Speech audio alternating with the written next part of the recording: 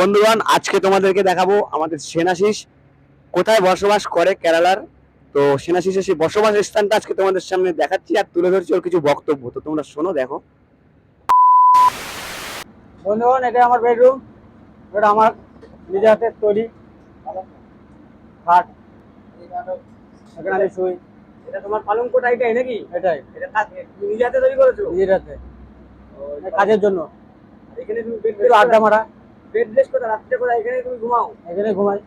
এটা পুরোটা দেখাও, সেনাশিসের বেডরুমটা পুরো টোটাল এই টোটালটা সেনাশিসের বেডরুম। আর রুমে কে কে থাকো কয়জন তোমরা রুমে?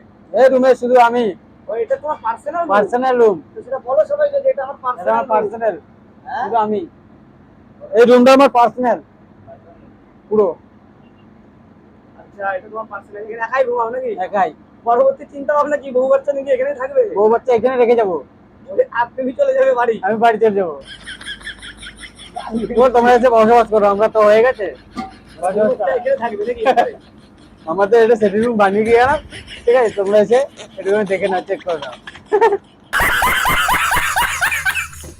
তুমি কি গোপালপুরে যখন থাকতে নিজের এলাকায় ওয়েস্ট বেঙ্গলে, হ্যাঁ, তখন ওইখানে কি মিস্ত্রি ছিলেন না লেবার ছিলেন? ওখানে ছিলাম মিস্ত্রি, এখানে হয়ে গেলাম লেবার। এখানে কি লেবার।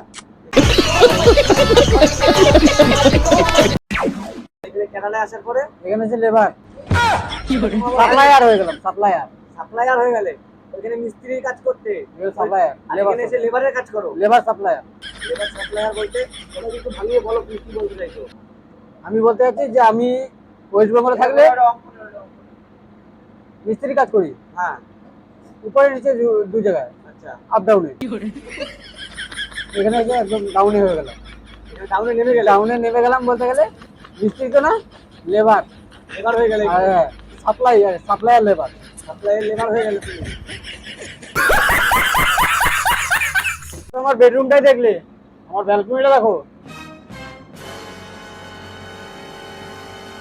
আর নেক্সট ভিডিওতে তোমাদেরকে দেখাবো আমার ডাইনিং রুম।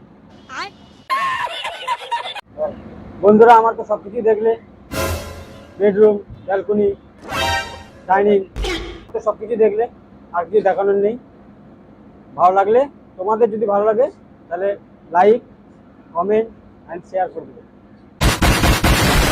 कभी शाम ढले तो मेरे दिल में आ जाना।